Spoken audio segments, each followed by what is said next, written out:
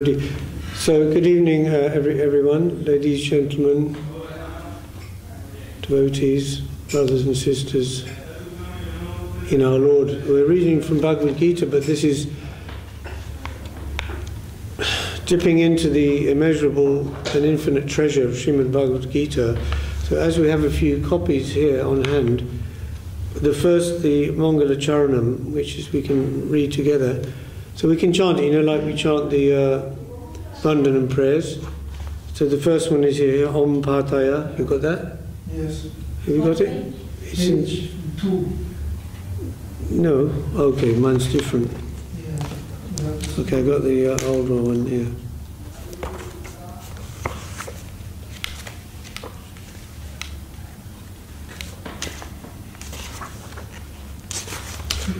It's not actually, no, it's not two, it's, oh, right. It's on before that, oh yeah, two, okay, the first two. You've got it? Om Pataya, you see that? Okay, let's say it together. Om Pataya Pratipoditam Bhagavata Narayanena Swayam Vyasena Grahitam Purana Munina Madhye Mahabharate Advaitam Ritavashinim Bhagavatim Ashtadashadhyayinim Ambhaktvang Anusandadhami Bhagavad Gita Bhavadveshinim. O Bhagavad Gita, a song of the Supreme Lord Himself, you are the bestower of the enlightenment of Arjuna. You have been interwoven within the scripture of Mahabharata by Sri Vedavyasa, the writer of the Puranas. In 18 chapters you are the rain of ever-flowing nectar and the almighty potency of the Supreme Lord, which delivers the whole material world of suffering. O Mother, I keep you in my heart forever. Okay. So, chapter 2, verse 69. The different editions of Bhagavad Gita now, they have different names, headings for the chapters. Srila Guru Maharaj's hidden treasure, called Shankar Yoga, the constitution of the soul. Srila Swami Maharaj is called Contents of the Gita Summarized, because in fact it is a synopsis of the whole, all the subjects covered in Bhagavad Gita is in chapter 2. And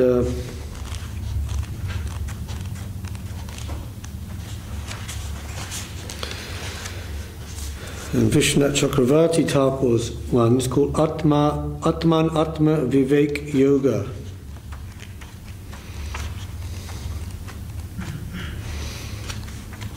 Which again is similar to Srila Guru Maharaj's the constitution of the soul, but Atma Vivek Yoga translates as distinguishing the soul from body. Vivek means to discriminate or distinguish. So the Atman Atma, because Atma in Sanskrit can mean body also, can mean soul, generally means soul, but also in other contexts can mean mind, also body, etc., intelligence.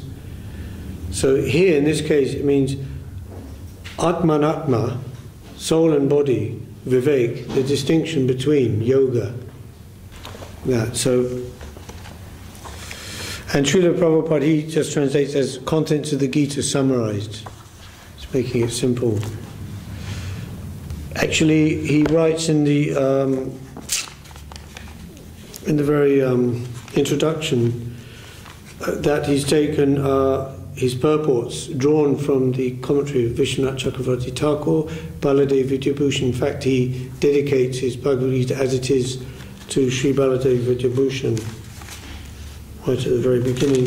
Baladev Vidyabhushan, as you know, was originally from the Ramanuja Sampradaya, from the south. They worship of Lakshmi Narayan, but by a special arrangement of Krishna, he was, you could say, drafted in by transcendental arrangement to write and present the Gaudiya commentary on Vedanta Sutra, which is called Govinda Bhasya. because at that time there wasn't any such commentary on Vedanta Sutra. Therefore, it was necessary to have one, because as you know, in spiritual circles and spiritual discussions, there has to be such a tika, such a commentary on Vedanta Sutra to draw from, to express the different points and to give some backing for the different points being presented. So at that time there was no such commentary, so that the other groups of spiritualists wouldn't consider the Gaudiya tradition lesser or inferior. At that time, I believe Krishna appeared to Baladeva Vibhushan, or by some dream or some vision this way, it was intimated to him, and he was a young boy of 18 years of age or something like this, so it was quite extraordinary that he could write such a commentary at that age, and also coming from the background of the Ramanuja line. So he says here, Srila Prabhupada, to Sri Baladeva Vibhushan, who presented so nicely the Govinda Bhashya commentary on Vedanta philosophy.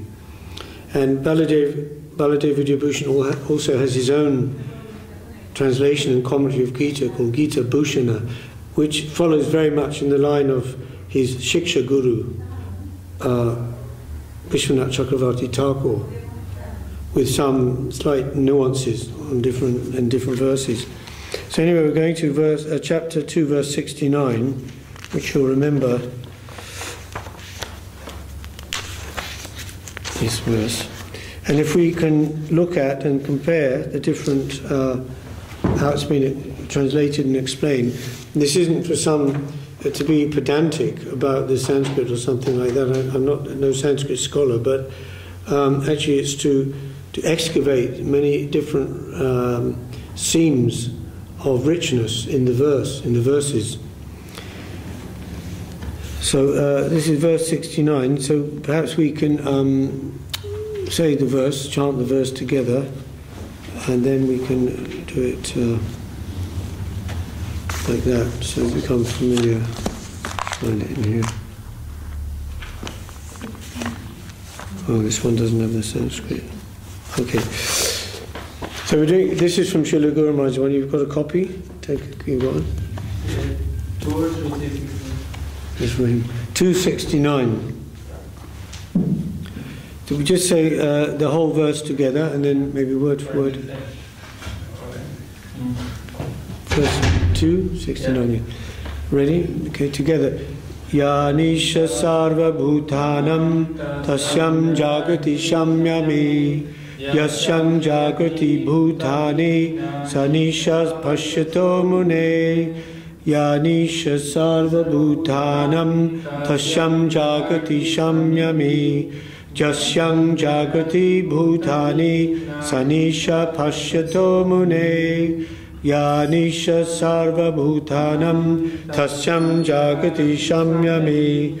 Jasyam jagrati bhutani sanisha pashyato mune. Hey Mahabaho, O subduer of the enemy. You can also say, Hey Mahabaho, O subduer of the enemy. Is it saying that? It's different, Maharaj. Oh, different. Oh, okay. So never mind then. I'll read the translation. It might be slightly different as well, but here it says, while spiritual awareness is like night for the living beings enchanted by materialism, the self-realized soul remains awake, directly relishing the divine ecstasy of his uninterrupted spiritual intelligence. On the contrary, the wakefulness of materialistic persons addicted to sense enjoyment is night for the self-realized person who is completely indifferent to such pursuits. The realized souls, indifferent to the mundane, are ever joyful in the divine ecstatic plane, while the general mass is infatuated by fleeting mundane fancies, devoid of spiritual joy. This is the essential purpose. Is it same or different? Different. Okay, could you read it, please? That which is day for the self-controlled sage is night for all beings, and that which is day for all beings is night for the sage who sees. On parenthesis, the living beings absorbed in mundane life are asleep to the spiritual joy of the realized soul, who remain indifferent to the request for the pleasures of the senses, devoid of spiritual joy. Okay,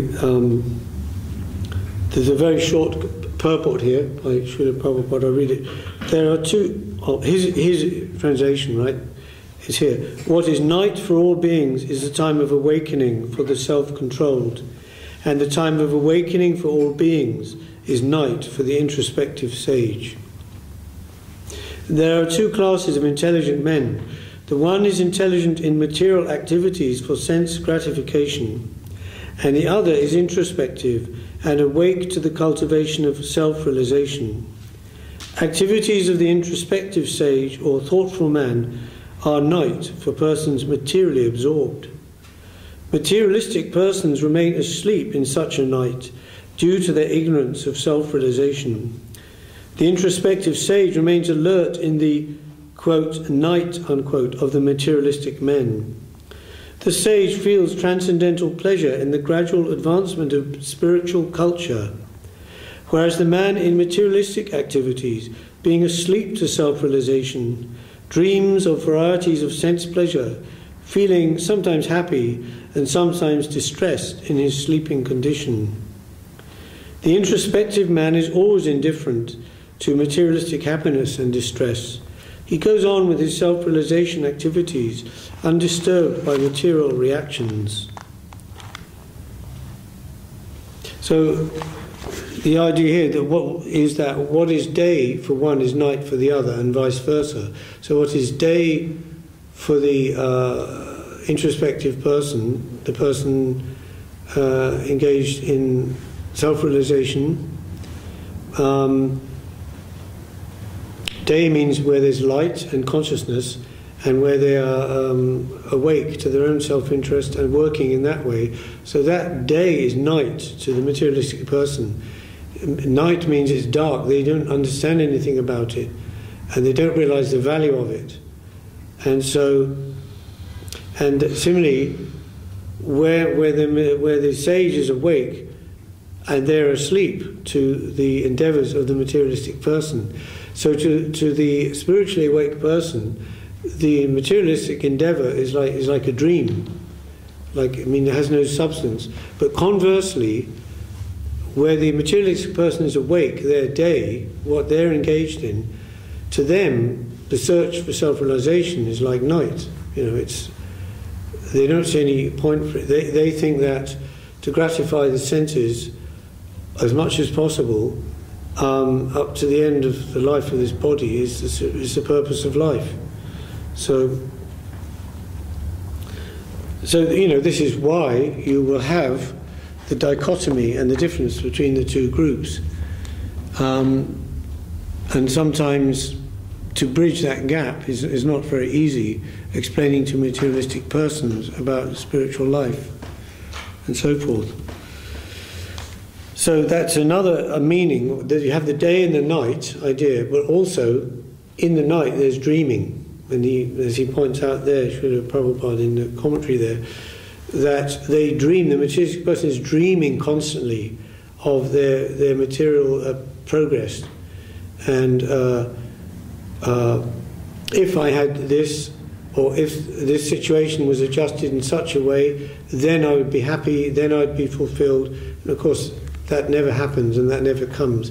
And even if some type of material happiness does come, surely it's only temporary, and also brings its reaction today, tomorrow, or the next day. So really, to the spiritually engaged person, that is like a dream. So it's sometimes in the Vedas it's called Shreyas and Preyas, the short-term view, which is the immediate necessities of every being in every species of life. Aha, Nidra, Matuna, and Bhayam. Eating, food, that's the most basic thing for life. Annamaya.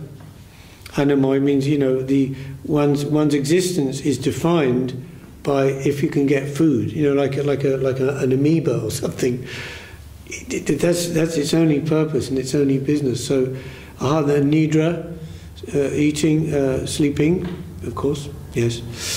Maituna means sex enjoyment, yeah. Maituna, and bhayam, fearing sometimes they say defending or fearing, because that means I'm defending my property, my space, my things, my family, my nation, etc. So defense, everyone is engaged in that. You know, whether it's building a big high wall in the desert to keep the Mexicans out, or the Americans in, or it's a picket fence, a little fence made of wood, or it's an escape hole for a rabbit or a rat. There's a defense that's going on to protect oneself. This is, you know, so these things, and the materialistic person thinks that if I can improve these four, that is progress. That is progress in life. You know, improved eating, sleeping, sex life, defense. As we can see, defense. No need to mention, you know, nuclear bombs, atomic bombs, Trident, big defense forces. Just defense. But you know, the animal uses its teeth, its claws, to defend itself. Same thing, just defense. Just externally, that's why Srila Prabhupada said a royal edition of the animals, you know, this materialistic idea. And eating, you eat on a nice plate in a rich hotel, golden plate with nice cutlery. You have to hold your spoon this way. When you drink your soup, you don't pull it towards you because it could spill. You go this way. They teach you all this in etiquette classes in the posh schools, you know. And you have all your cutlery like this going out. You start on the outside and you work in, and your different courses, you know, the meat, the fish, this. But what's the activity? Eating, just filling the body, filling the stomach to live, to exist, to survive in the material world. The dog eats in the street some rubbish or some things, you know. Same activity, and of course the same with sex life and etc. So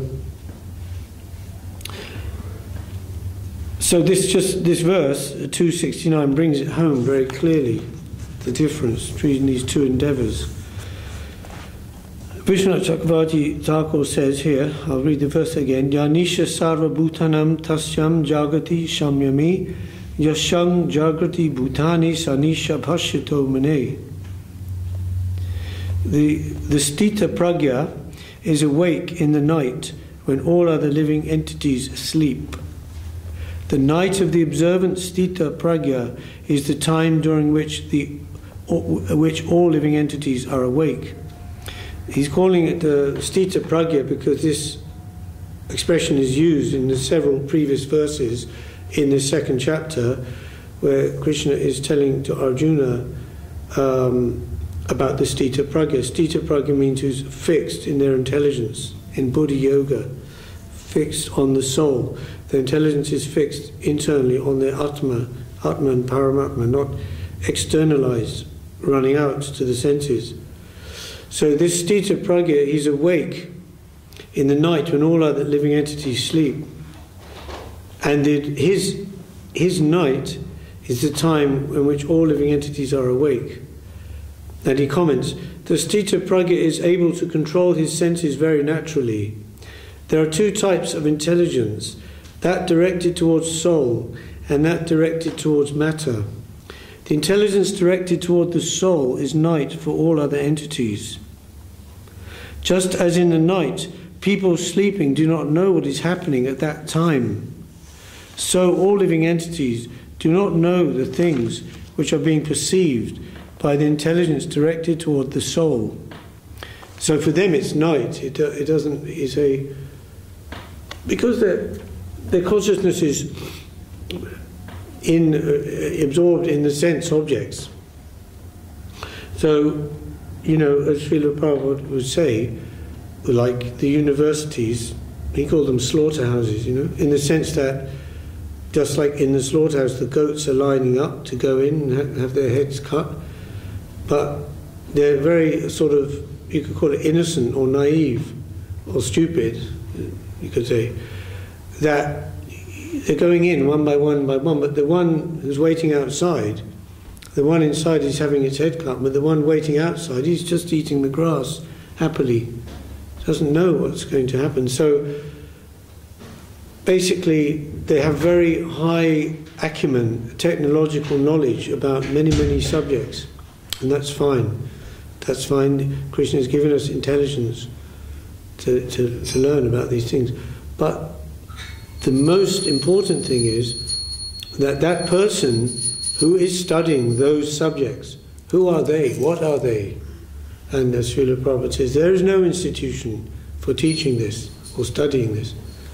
You know, so that you'll get in the spiritual institutions, the mats, the temples, and spiritual institutions of different kinds in different levels. You know, so this knowledge of self-realization, you won't get that in the material schools of learning, and in fact we've seen, you know, in the 80s it was a bit of a trend. Some devotees, they went back to the material education or go back to college and get a BA or MA or PhD, you know, with the idea of getting some qualification, letters after the name, and in this way, you know, to go forward in the world and, you know, get some recognition or respect from people. Well, actually, that was a kind of experiment, didn't really work. They realized it wasn't useful really at all for spiritual life. One time when Hari Charan Prabhu, disciple of Srila Sridhar Maharaj, he was thinking after, you know, some years in the mutt, and he was suggesting to Guru Maharaj, oh, maybe I should go back to college and study to get educated. And Guru Maharaj said, you're studying in the school, in the class of Brahma and Shiva, then where will you go? And what will you learn? You know? So like that. Also, not only that, but, you know, studying spiritual knowledge and texts, whether it's the Gita or other things, from an academic point of view, it can be a negative as well, because there's no shraddha. It doesn't engender the faith, the shraddha. It's looking at it very technically, and it can lead to offense because they often criticize the commentaries and the translations of the acharyas from the point of view of the Sanskrit. Oh, it doesn't mean this, it means this, etc. This is very negative, you know. So from different viewpoints, and it's difficult for a person, for a conditioned soul, to be in such an environment and maintain their shraddha deeply or nicely when the whole current is going in another way, another direction. You know, because no man is an island, and monkey see, monkey do. So we're reading this. I'll just read that last sentence. Just as in the night, people sleeping do not know what is happening at that time, so all living entities do not know the things which are being perceived by the intelligence directed toward the soul. But during that night, the sthita pragya or samyami, controlling his senses, is awake, not sleeping. In other words, he directly realizes the bliss from fixing his intelligence on the soul.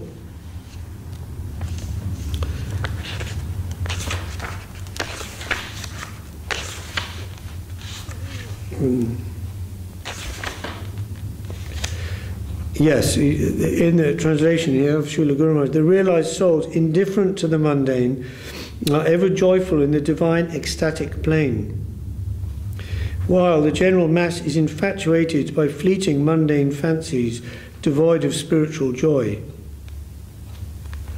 So, you know, the happiness, there is some happiness, of course, in sense enjoyment, but that is a pleasure. It's like sense pleasure. It's not really happiness. Happiness in the sense of joy, you know, joy of the soul. That's something else. And as we know, it also has its reaction. So the sthita pragya, he directly realizes the bliss from fixing his intelligence on the soul. In some previous verses, we were mentioning this the other day, about the Stita Pragya, and I was telling, it was actually in Green Street on Sunday, yeah.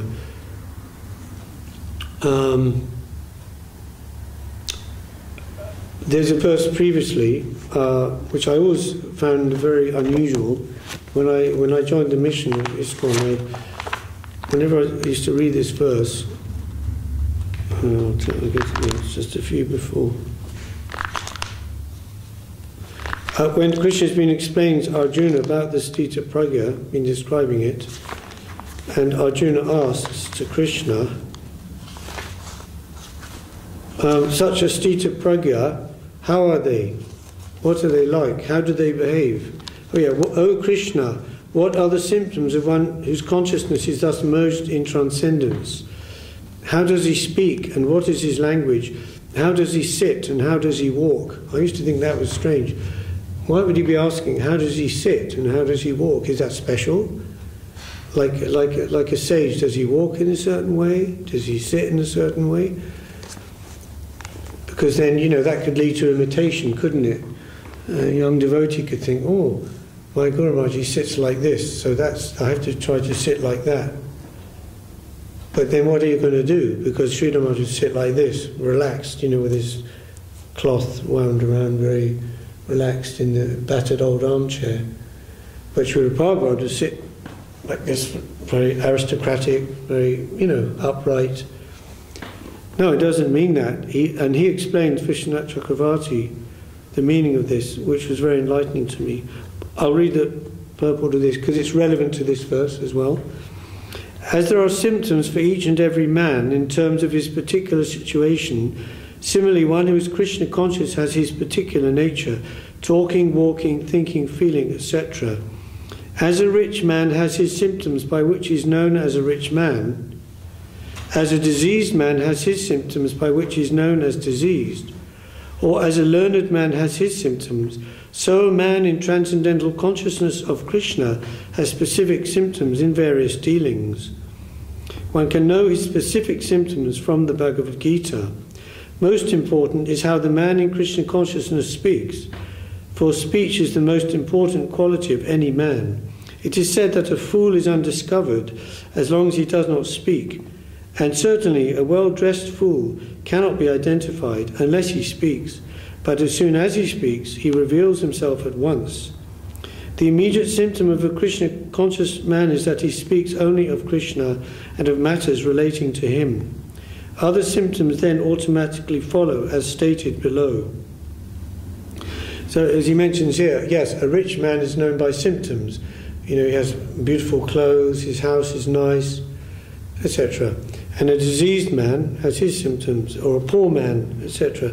So similarly, a Krishna-conscious person has symptoms.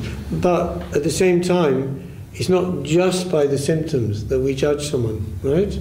Because that can also be different. What about an avadut? Yeah? What about Pundarik Vidyanidhi? His symptoms appeared to be like a materialistic man, but he was such a high devotee.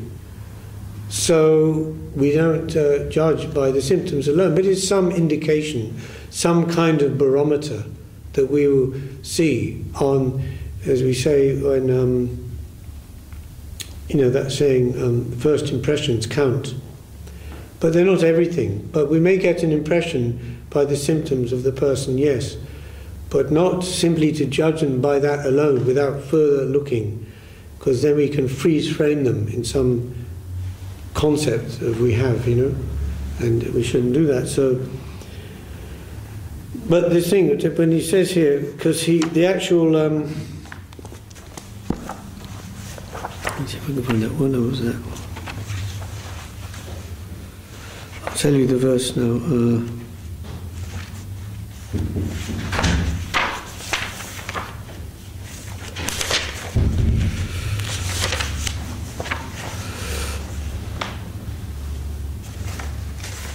So I lost it again.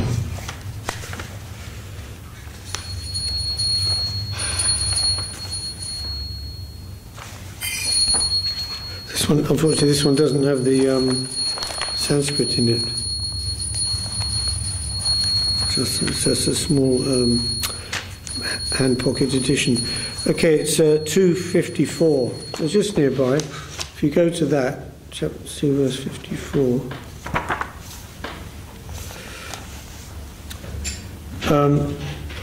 Could you read Srila Guru Maharaj's one there? Oh, 54? Only the English. Yeah. Arjuna said, O Keshava, what are the characteristics of the person of firmly established wisdom, who is fully absorbed in consciousness of the Supreme?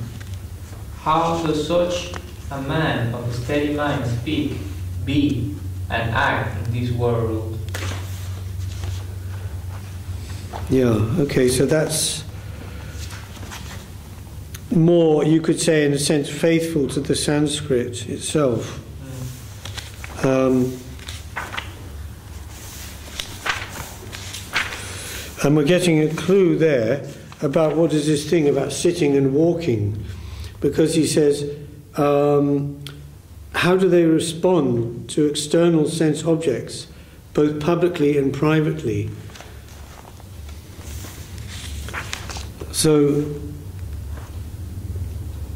this is the translation Vishwanath Chakravarti. Arjuna said, O Keshav, what is the description of this person situated in Samadhi, the Sthita Prajna? What does he speak? How does he remain inactive to the stimuli of external objects? And how does he respond to those objects? So, in the actual verse, let me see. Yeah, Kim Asita, Kim Brajeta. See, this is where Srila Prabhupada's got this. Kim Asita means to sit. He's translated like that. And Kim Brajeta. Brajeta means to go out. How does he walk? But it actually means in relation to the senses. How does he sit with his senses? How and when does he withdraw them? And how and when does he engage them with their objects? Do you follow? Yeah. Sit and walk, yeah. So he says here in the commentary, Vishwanath, hearing about intelligence fixed in samadhi, samadav achala buddhi, Arjuna asked about the characteristics of that yogi. Sthita pragya in this verse has the same meaning as achala buddhi in the previous verse, that is, fixed intelligence.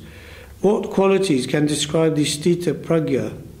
What are the qualities of the person situated in samadhi, samadhishtha? Actually, the terms Sthita pragya and samadhishtha both refer to the jivan mukt. What will that person say in the face of happiness and distress, respect and disrespect, praise and condemnation? King Prabhasita. What will he say, either loudly or to himself? In what way will his senses remain unresponsive to the external objects? King Asita.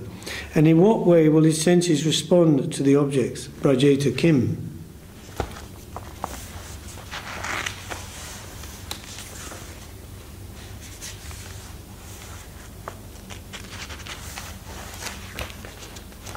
Hmm. 69. Going back to 69.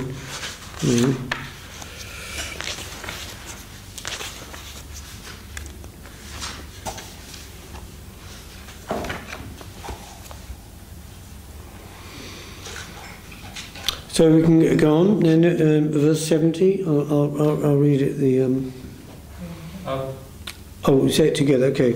Apujyamanam achala pratishtam samudang apa prabhishanti jadvat tadvat kama jang prabhishanti sarve shashanting apnoti na kama kami apujyamanam achala pratishtam samudang apa prabhishanti jadvat tadvat kama jang prabhishanti sarve shashantim apnoti na kama kami apujyamanam achala pratishtam samudang apapravishanti jadvat tadvat kamajam pravishanti sarve shashantim apnoti na kama kami. anyone? So would you like to read the translation there, Maharaj? As the ocean remains full and unchanged, though many rivers and streams enter into it, the person of firmly established wisdom attains peace despite all desires entering it. But a person who nurtures desires cannot know peace. Okay, and this is also Srila Guru Maharaj's, but this is the older original edition. It says, the fathomless ocean, always full in itself, is never disturbed, although many rivers and streams enter into it. Similarly, a person of steady intelligence, sthita pragya, is never agitated if provocative sensual temptations enter into him. Therefore, he alone attains peace, which is forever unattainable for the sensual pleasure hunters.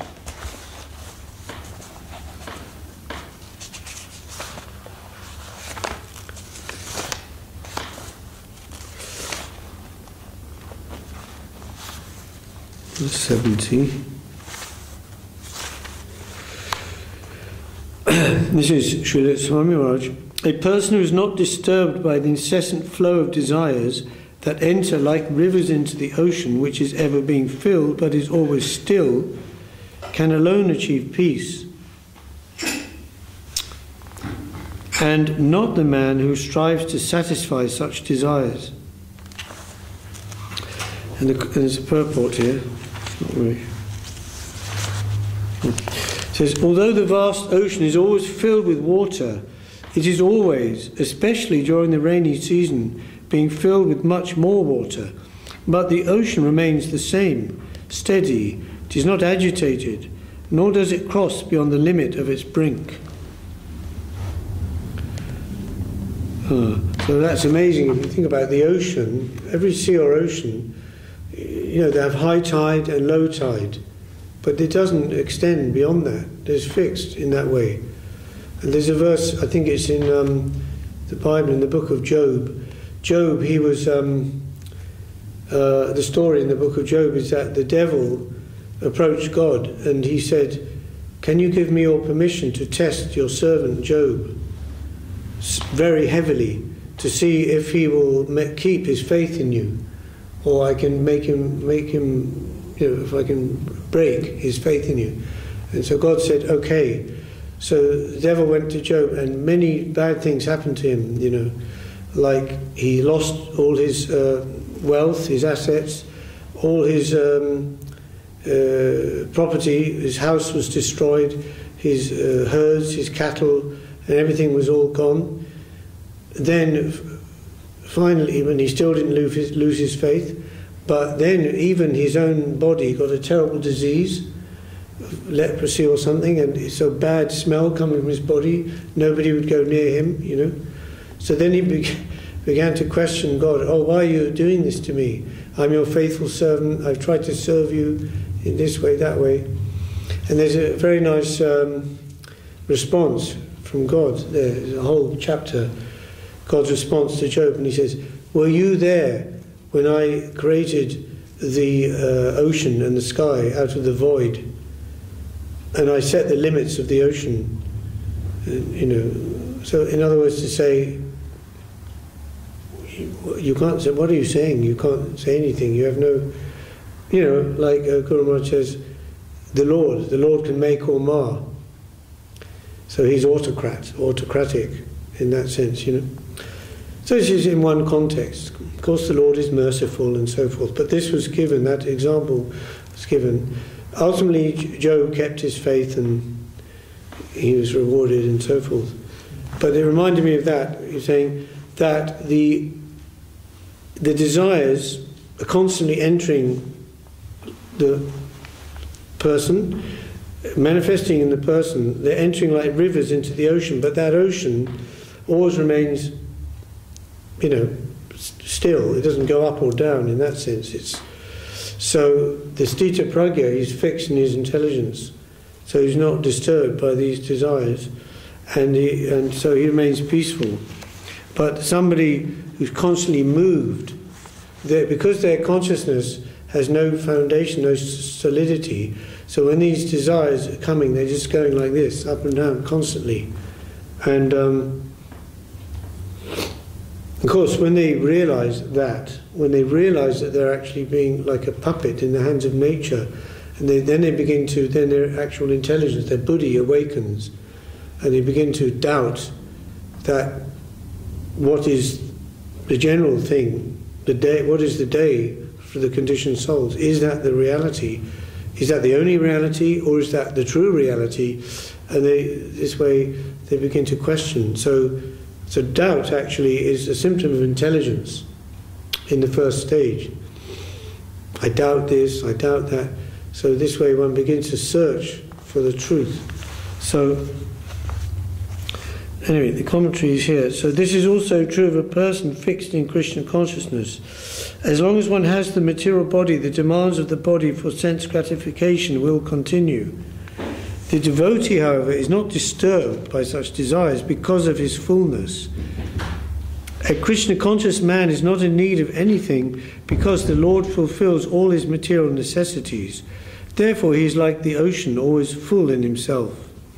Desires may come to him like the waters of the rivers that flow into the ocean, but he is steady in his activities, and is not even slightly disturbed by desires for sense gratification. That is the proof of a Krishna conscious person, one who has lost all inclinations for material sense gratification, although the desires are present.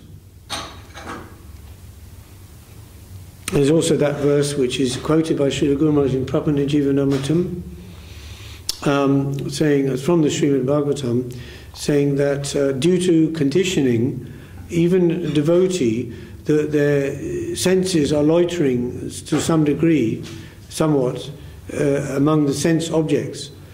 But they know that this is, they don't want it and they don't like it. But because of conditioning, it's happening. But they also know that it, has a bad reaction. But they, from that position, they pray to the Lord, and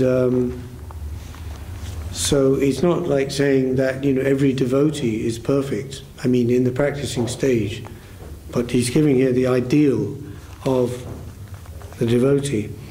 Okay, others, however, who want to fulfill desires even up to the limit of liberation, what to speak of material success, never attain peace. So the materialistic person is full of materialistic desires. But just imagine the seeker of liberation. They want liberation, they want moksha. That's like the most intense material desire in a way. Isn't it? It's like, I want something which is, they think, which is so great and so fantastic, and so that's the ultimate, experience, they think. And of course that is a kind of a happiness called Brahma Sukh. It's happiness which is the complete absence of material miseries. So a kind of happiness. So you have material happiness of sense experience, then you have the happiness of liberation, and then you have the happiness of Krishna consciousness. So they're degrees. So it's said that Krishna das abhimane je ananda sindhu koti brahma shukha nahi tore eka bindu. It's from Chaitanya Charitamrita.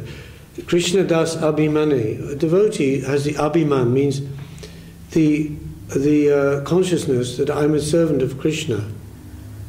Krishna das abhimane, one who is living, moving and acting with that idea. Krishna das abhimane je ananda sindhu. And that is like an ocean of anand, of happiness. Krishna das abhimane je koti brahma sukha nahi. That the Brahma Sukha, the happiness of liberation, multiplied koti, thousands of times. Tare eka bindu, it's not even like a small drop, a small particle compared to that.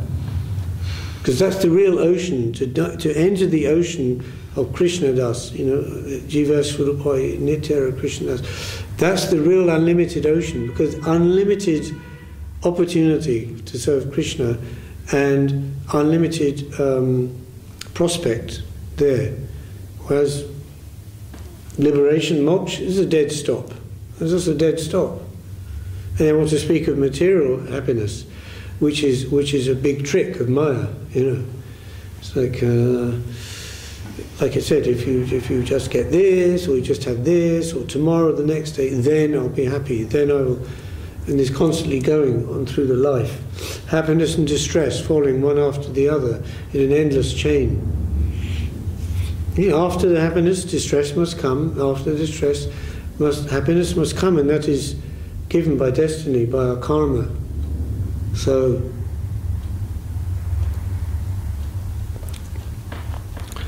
the fruitive workers, or the karmis, the salvationists, meaning the liberationists, and also the yogis who are after mystic powers are all unhappy because of unfulfilled desires. But the person in Krishna consciousness is happy in the service of the Lord, and he has no desires to be fulfilled. Although in his commentary on the verses of Brahma Samhita, Bhakti Saraswati Thakur says, devotee has no desires, but still, achintya bheda bheda, right? Still they have unlimited transcendental desires for satisfying the Lord. So one devotee asked Srila Guru Maharaj that, so when the devotee attains their eternal relationship with Krishna, their rasa with Krishna, you know, dasa ras, sakya ras, vatsalya, etc., then, you know, that's fixed. And that's their sthai bhav, you know. It's all coming from this word sthai, stita, sthai. It means the foundation of something, the thing on which something is resting. Sta is the verb root. To be Janmashtami. Janmashtami, the day on which Lord Krishna appeared. And so sthai bhav means the basic relationship that the soul has with Krishna. So in that, then that's fixed, that doesn't change as such. But that doesn't mean that it's static, because the possibility of serving Krishna in deeper ways, in other ways, so many ways, and that is constantly going on and constantly increasing. Tesham satadajuktanam bhajatam pritipurvakam Tridandi buddhi yogam tam, again this word, buddhi yogam tam, jena mam upayanti te. Krishna says, one who's constantly devoted and worships me with love, I give thee understanding, buddhi yoga.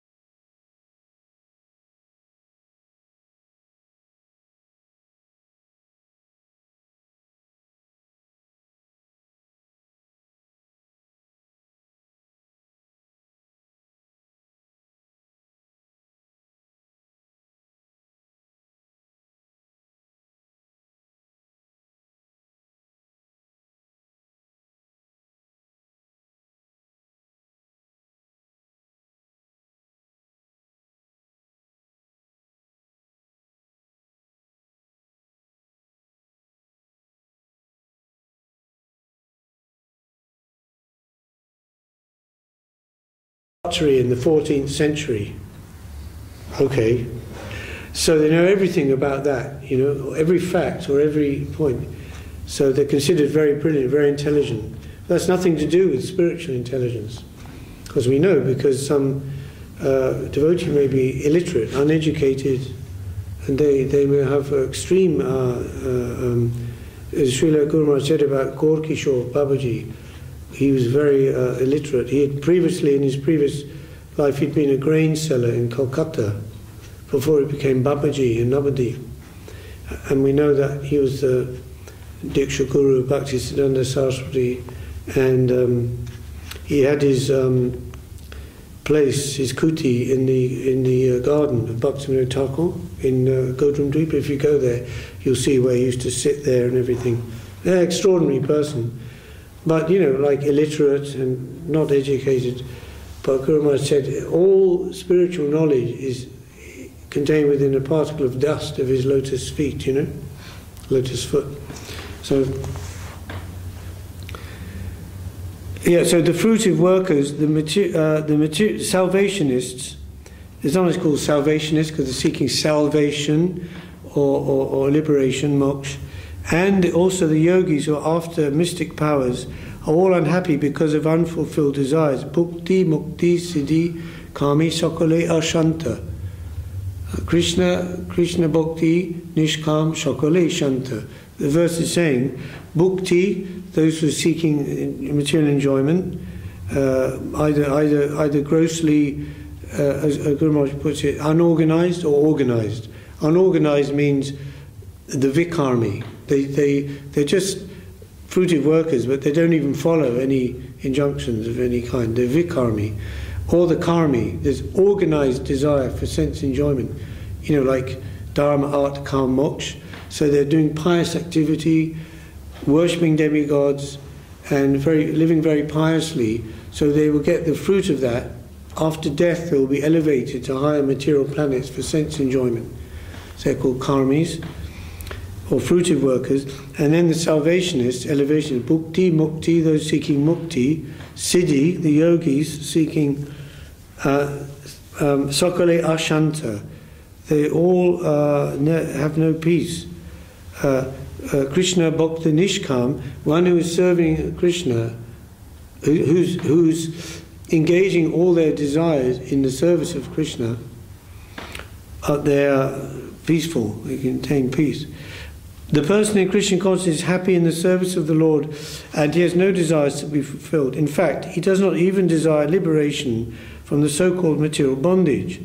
The devotees of Krishna have no material desires, and therefore they are in perfect peace.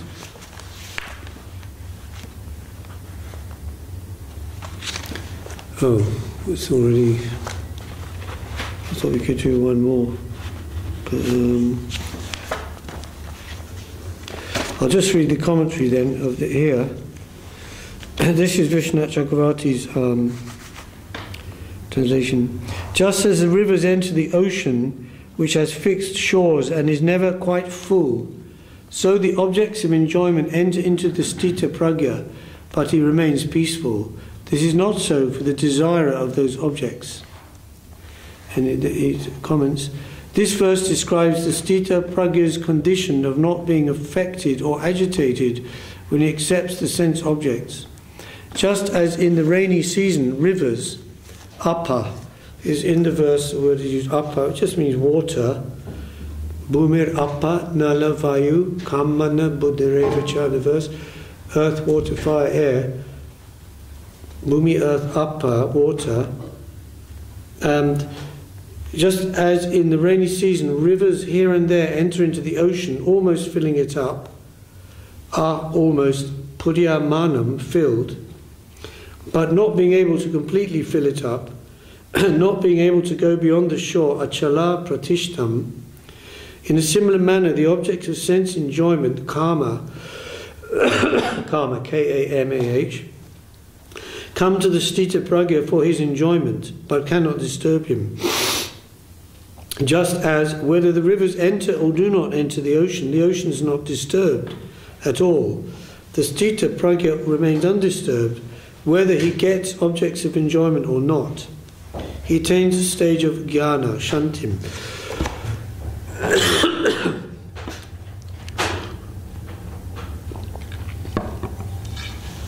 So it's another slight nuance of the meaning, right? One is that the sense desire is coming, so an ordinary person are disturbed by that. They're disturbed, you see, because in the attempt to fulfill the sensual desires, it's very disturbing, it's very agitating. You have to go to a lot of effort to do it. But they can't see that. They can't see that at all. They think that's happiness, chasing after fulfillment of desires. So it's coming into them and they're disturbed. whereas the sage is coming in but is not disturbed. But a slight nuance of the meaning is, as he says here, that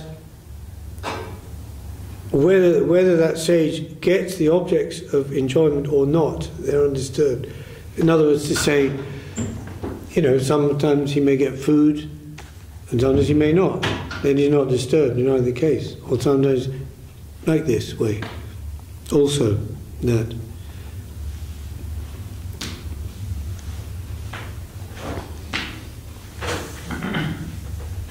And there's only 2 more verses actually, but perhaps we could do that. We could do those next time.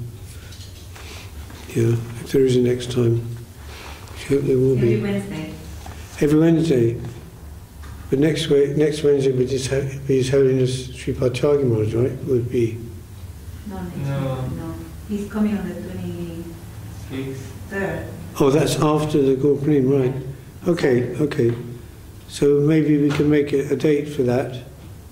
Possibly next Wednesday. Just do the last 2 verses and over the. Jai Srimad Bhagavad Gita Upanishad ki Jai. Oh, sorry, I have to do the Hari Hari. Yeah, please.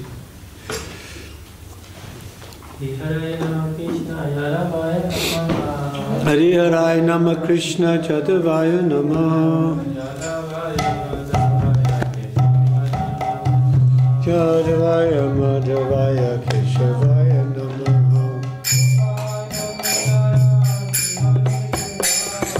Gopal Govinda Ram Shri Madhusudana